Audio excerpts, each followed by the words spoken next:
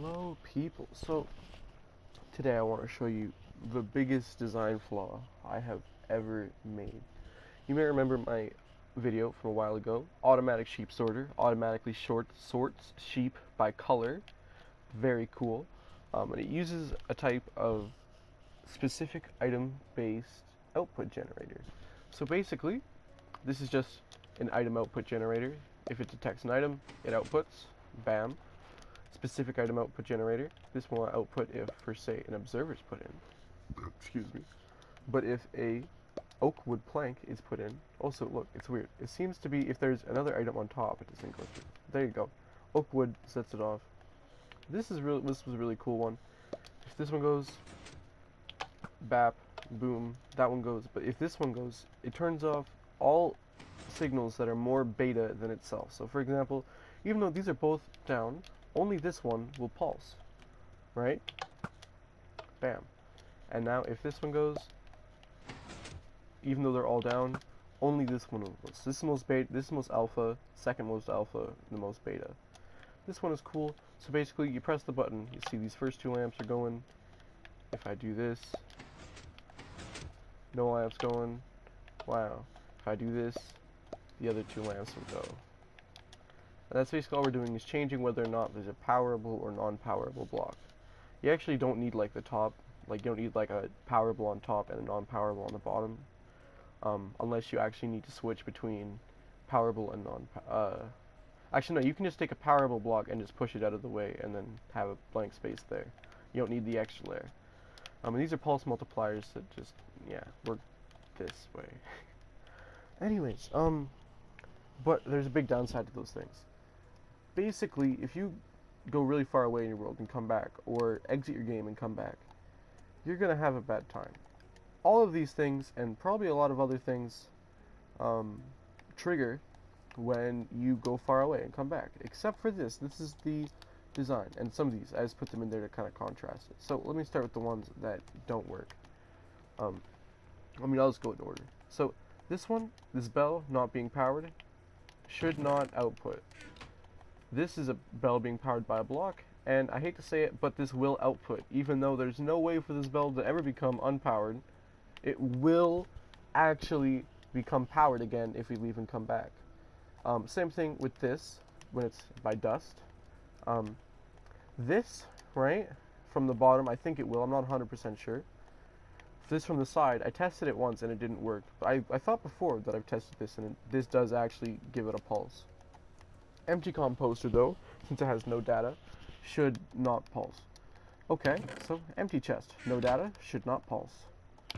Chest with item in it, has data, so it will pulse. Redstone dust, lit, I believe it will pulse if we leave and come back.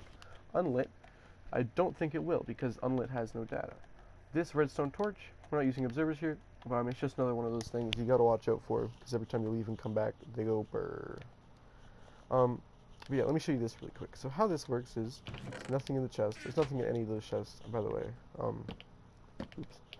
So basically, some stuff in there. Basically, it'll tell us exactly how many items we put in redstone pulses. So we get 7 in there. We should get exactly 7 items in here. If you look, it's not actually connected to this. These are pulses. You could use these for things other than droppers. In fact, I recommend it. This is a weird way to do it. This is just to show you exactly how many pulses we got numerically. But yeah, the reason this chest will always remain empty but not pulse twice is because when this goes down, right, every 2 ticks an item can come in. And that's enough for an observer to detect every single item. But if you're taking an item out once every game tick, which is the speed a minecart hopper takes out items, the observer is not going to be able to detect that. It's too quick. It has a delay. It's within the 1 redstone tick that's the delay for observers. So basically, we can take the item, we can put the item in, take the pulse, and take it out without getting an extra pulse. It's a little bigger, but it's very worth it because I have to reset the sheep auto sorter every time. Like, look at this. All of these are down. Not supposed to be the case, let me tell you. But yeah, alright, so let me just exit this world really quick.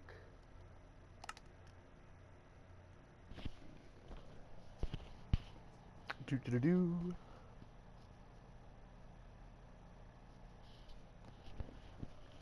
Do do do do. Alright, let's go back in. And we should see, let's see how close my predictions were.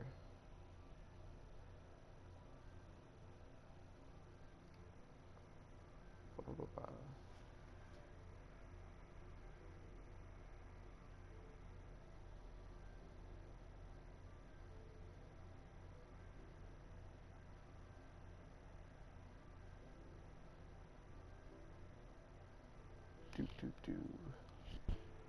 Oh, there we go, we're in. Okay. Let's see. So, this one, no item. This one, we should see an item, and there we go, we got an item. This one, we should see an item. There we go, we got an item. This one, we didn't get an item. That's kind of surprising. Oh, we didn't get an item in this one either. I guess you're safe with composter data, and of course you're not going to get any in there. So it looks like composters are safe. So your composter randomizers are perfectly fine, but your rising edge monostables may not be fine. Let's see. Empty chest, no pulse. Chest with item in it. We got a pulse. There we go. See, so you got to be careful when you're observing chests with data, because every time you reload, it's going to sense that there's a chest and then sense data, so you're going to get a pulse there, and you don't want that. That's what destroyed the chicken tower defense one. Alright, let's see. So, this, yep, we got two actually. I wonder how that happened. Maybe there was already one in there. This one, oh, I need to not hold something. Look at that. No data, no pulse. This one, look at that. 8 pulses, just like a torch clock would do. Alright. So, now, since I just talked about all of this, I mean, I could give you a use for this, and right now I'm going to give you a use for this. You could have a powered bell, or a chest with an item in it, with an observer, and basically just leave your base. And so, if someone comes into your base, you can set off a redstone trap without any tripwires or observers. Pretty cool. That being said, I hope this gets patched. I hope they make it so that the chest data and the chest load in at the exact same time, so we no longer get these extra pulses. Same thing with bells. Rising edge monostable, you can literally make a 1x2 rising edge monostable. But you can't if you're gonna have it stay on anymore. So that's sad.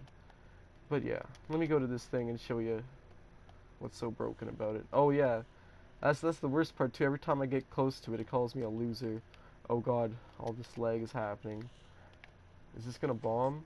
Oh god, oh, see? Jesus Christ. This is not good. You see all these things going off at once? All this lag? This is, I mean, I do have a clean copy of this. I'm not gonna pretend like my only copy of this is destroyed.